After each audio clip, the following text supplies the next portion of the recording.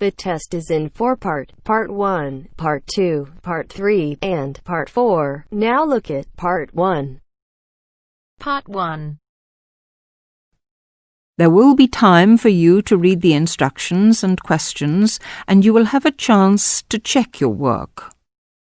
All the recordings will be played once only, and you will hear a conversation between two people talking about insecticide. First, you have some time to look at questions 1 to 5.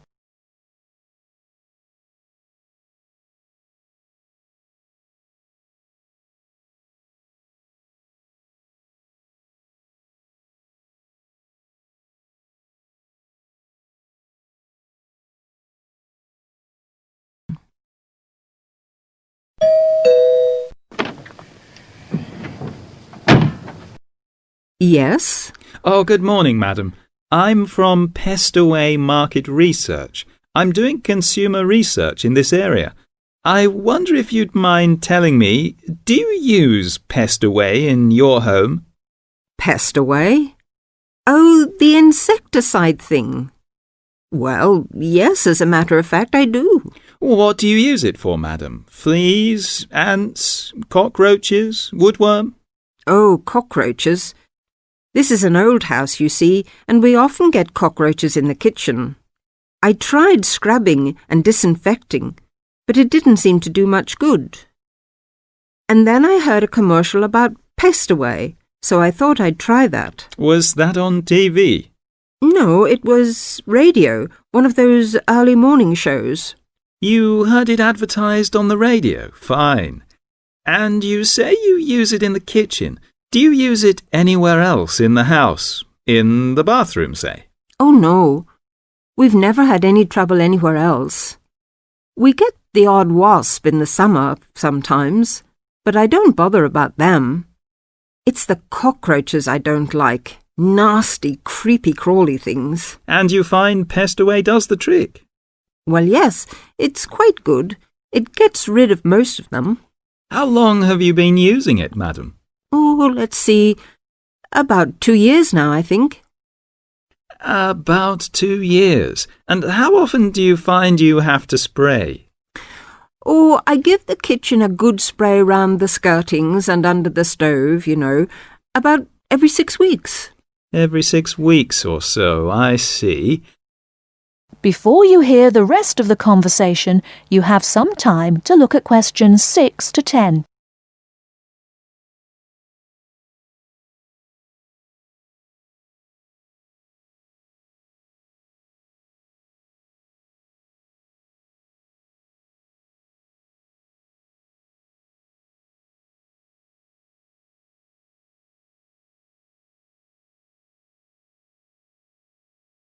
Now listen and answer questions 6 to 10.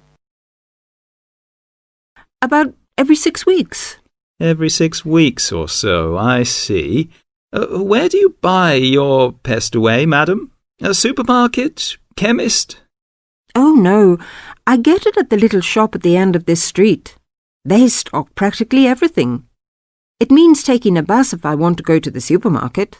Well, thank you very much, madam. Oh, could I have your name, please? Mrs. Edgerton. Mary Edgerton. That's E-G-E-R-T-O-N. E-G-E-R-T-O-N. And the address? The address is 12 Holly, Peterford. 12 Peterford. And may I ask your age, madam? Oh, well, just put down I'm over 50. As you like, Mrs. Egerton. And occupation? Housewife? Well, I used to be a telephonist before I married. I had a very good job at the post office, but what with a husband to look after and 4 children to bring up, it doesn't leave you much time, does it? Occupation, housewife. Well, thank you very much for your time, madam. You've been most helpful. That is the end of Part 1. You now have half a minute to check your answers.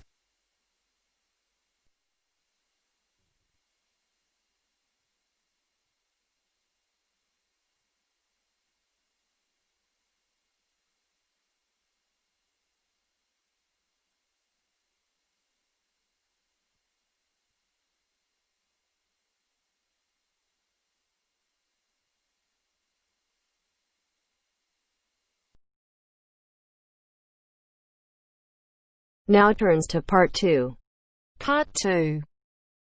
You will hear a conversation between a student and an accommodation officer. First, look at questions 11 to 14.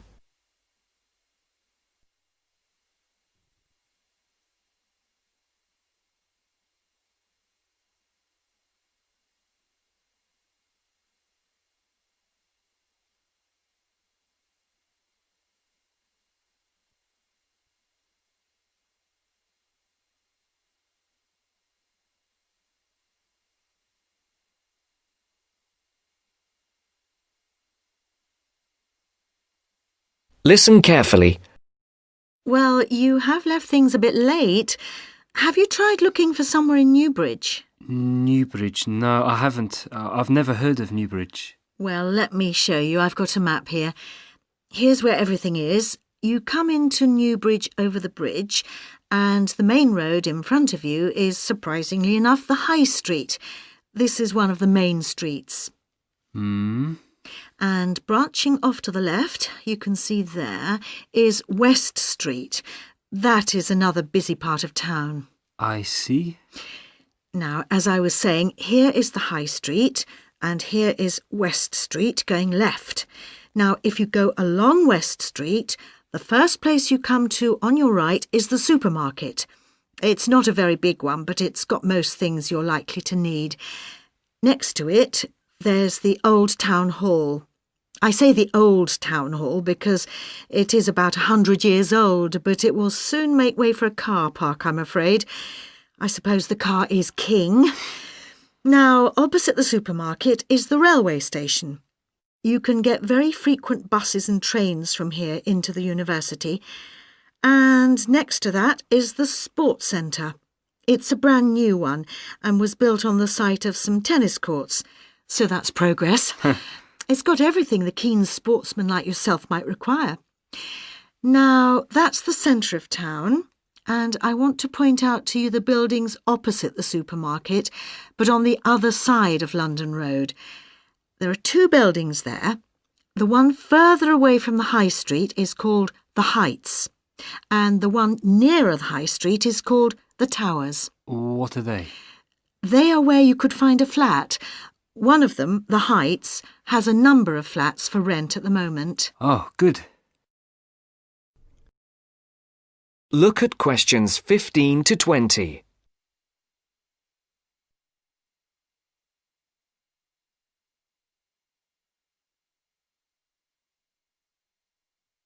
You will now listen to the second part of the talk.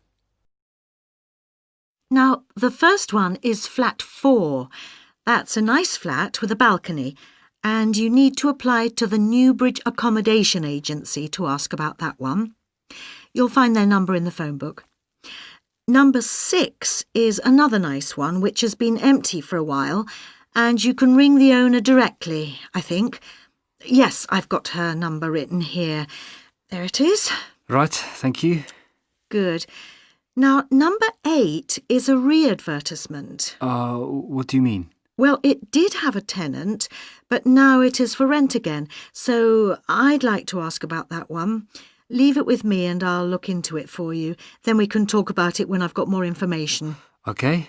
Are there others in this block? Yes, there's number 10.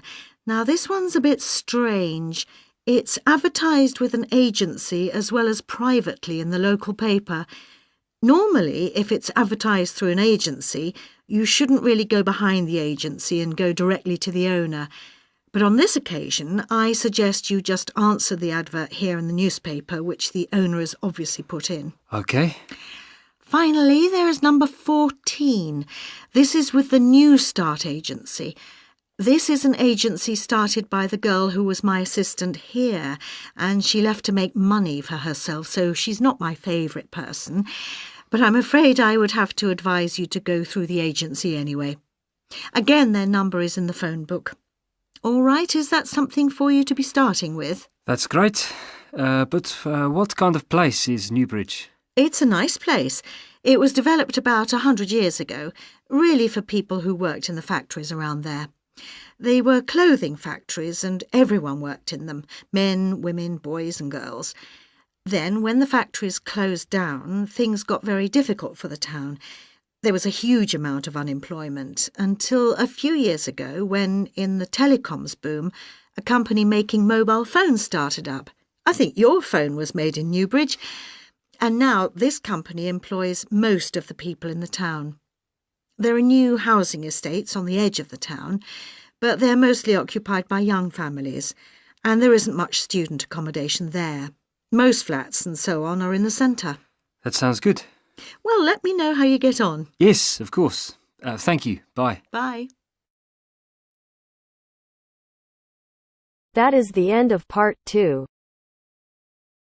You now have half a minute to check your answers.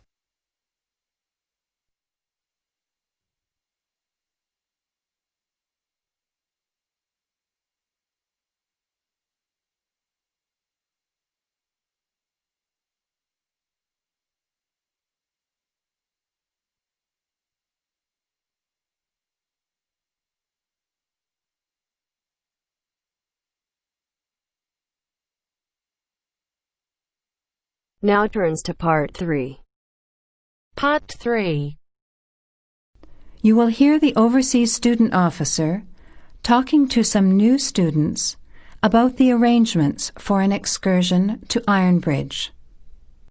First, you have some time to look at questions 21 to 25. Now, listen carefully and answer questions 21 to 25.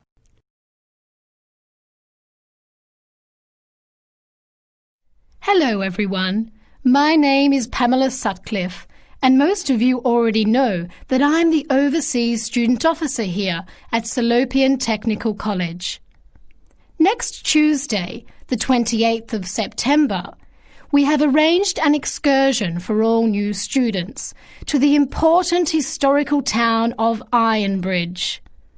We are hoping you'll all come because not only is the history of Ironbridge very important and interesting, but also an excursion like this is a relaxed and fun way to get to know each other. Ironbridge is about 55 kilometres from here, and we'll be travelling by the college bus, which holds 40 people. If there are more than that, we'll bring a couple of staff cars as well, though I might ask you to indicate on the list if you have a car and would be willing to take a couple of passengers. The list I'm referring to is up there on the student notice board, and if you would like to come on Tuesday, would you please add your name as soon as possible? By the way, could you please print your name clearly? I know some people have wonderful signatures, but often I'm afraid I can't read them, which can cause problems. So if we need extra transport and you could bring your car, can you tick the car column next to your name? Could you also add your student number and your telephone number, just in case there are any last-minute changes and we have to contact you? The other information I need to give you is about lunch. There's a very nice little restaurant in Ironbridge which gives a 15% discount to the college when we bring groups. That means lunch is only about £4, and they do good vegetarian meals too, so it's usually no problem for those of you on special diets. But if you prefer to eat your own food, that's fine too, either on the bus or in the park. But I'd encourage you to try the restaurant. Now, talking of costs, I should tell you that the bus will only cost you £10, and if you bring your car, we'll pay for the petrol, so you get a free trip in return for driving there. Will you please sign up by Saturday at 6 p.m. at the latest? The list is closed after that. We will depart at 9:30 a.m. sharp on Tuesday morning, so please make sure that you arrive at least 15 minutes before so that you can find a seat and get settled on the bus.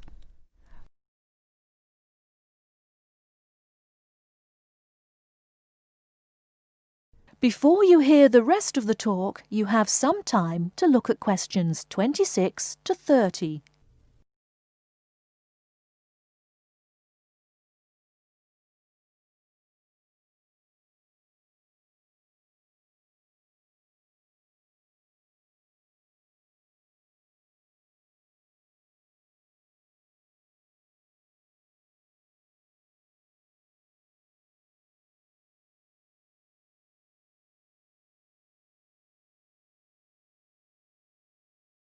Now listen and answer questions 26 to 30.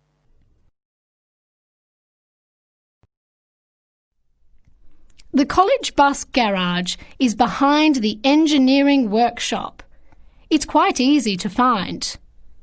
If you come here to the Student Union building, then walk east down the avenue until you get to the childcare centre on your left, and then turn left and walk past the sports centre and the tennis courts, which are both on your left. Cross over Central Square, and opposite you is the engineering workshop.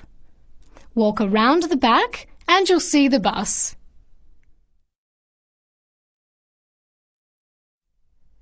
Please wear comfortable shoes, as we'll be walking around Ironbridge and be on our feet for most of the day. Wear a warm jacket, and you might like to bring an umbrella and a backpack to put them in if the weather's warm and sunny, which we hope it will be, but of course we can't guarantee that. Certainly bring your cameras and any snacks or drinks for the bus journey there and back, which should take about an hour and a half each way. You should all check the notice board on Monday, and we'll also put a note in your mailbox to confirm arrangements, so don't forget to check it. Now, why are we visiting Ironbridge? Well, Iron Bridge, as the name suggests, has got the original iron bridge. That is, the first ever iron bridge in the world. It was the birthplace of the Industrial Revolution, and for 40 years it led the world, as Britain changed from an agricultural society into an industrial one. It's hard to imagine today that this pretty, sleepy little tourist town was one of the most important places in England for over a century. Just imagine, 200 years ago, people from all over Europe and even North America came to Ironbridge to learn about what was then the latest technology. Today it is listed as a World Heritage Site by the United Nations, as they consider the unique collection of industrial monuments rank it alongside the Grand Canyon, the pyramids and the Great Barrier Reef. One place that's fun to visit is Blist Hill, which is a reconstruction of a small Victorian industrial town where people are working and living as they did 100 years ago. I hope you'll enjoy the day. It's been a very popular excursion in previous years, so I'm looking forward to going again next Tuesday. Now don't forget to put your name on the list as soon as possible. That is the end of part 3. You now have half a minute to check your answers.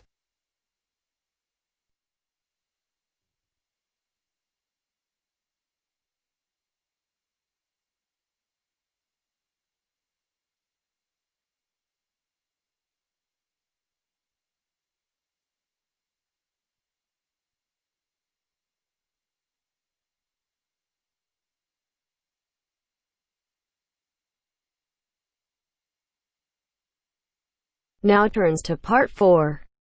Part 4. First, you have some time to look at questions 31 to 40.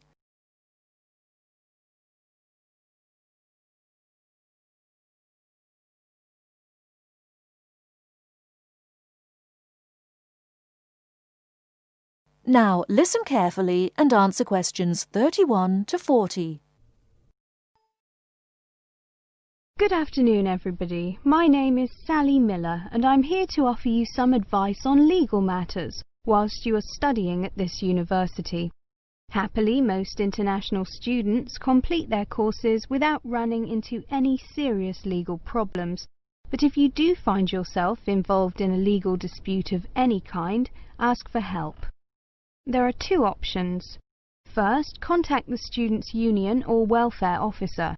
Even if they cannot help you directly, they should be able to advise you where to go for help. The second possibility is to contact the Citizens Advice Bureau in your area.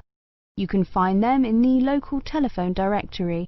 They will be able to recommend a solicitor if you need one, and tell you if there is a local law centre providing free legal advice. They will also be able to tell you whether you can claim legal aid to help pay for any court and legal fees. Let me give you some basic information about the police. The police have the power to stop and search anyone who appears to be behaving in a suspicious manner. If you are arrested for any reason, even if you know it to be a wrong reason, remember a few very important things. 1. Don't be aggressive. 2. Do not try to bribe the police officer. 3. If you are arrested by plainclothes police officers, ask to see some form of identification. 4. Give your true name and address if the officer asks you to. Lying to the police is a criminal offence. 5. Do not sign any statement until you have received advice from a solicitor. There is always a solicitor on duty at every police station. 6. You will be entitled to make one telephone call. If you use this call to telephone a friend, urge your friend to contact someone from your university or from the students' union and get advice about what you should do next. If you find yourself in trouble with the police, it is very important to get professional advice. Contact any of the following: your university welfare officer, the students' union at your university, your local Citizens Advice Bureau, a local law centre.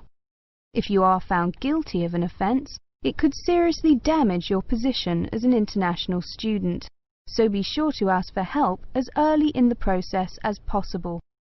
Remember, obey the local laws. The laws here may not be quite the same as in your own country. Here are a few examples of actions that are illegal here. It is against the law to possess offensive weapons. For example, knives, guns, chemical sprays used for personal defense. Even women are not allowed to carry sprays or other deterrents to protect themselves against possible assault, except for rape alarms. Possess or supply hard or soft drugs. Disturb the peace. This is called disorderly conduct. This means that you can be arrested for being too noisy or rowdy. A few words about drinking. In this country, it is perfectly acceptable for adults to drink alcohol in moderate amounts. For many people, drinking is an established part of their social life. Going out for a drink is how they relax or spend time with friends. If you go to a party or visit people at home in the evening, your host will probably offer you a drink. Often a lot of university social life can revolve around drinking, especially for undergraduates. Do not be surprised if people arrange to meet in a bar, or if events are held in a pub. But you are not obliged to drink alcohol if you do not want to, even if you are in a pub or at a party where everyone else is drinking. You can always ask for a non-alcoholic drink instead. And if you feel uncomfortable going to places that serve alcohol, explain this to your friends. There are lots of other places where you can meet. If you do choose to drink, remember that you should never drive a motor vehicle after drinking alcohol. It is dangerous, and the police can impose serious penalties on you. Also, remember that being drunk in public is not acceptable either, and the police can arrest you for it. Drugs and alcohol can cause serious problems. Let me repeat that in this country it is illegal to use drugs, except under medical supervision. But if you do use illegal drugs and you develop a problem, there are organisations you can contact. Contact your students' union or your student counsellor. Anyone over 18 years old can legally buy and consume alcoholic drinks in this country, but if you think you might be drinking too much, get help and advice from your student counsellor or your doctor. Again, there are special organisations that can help you with drug and alcohol problems. Contact them.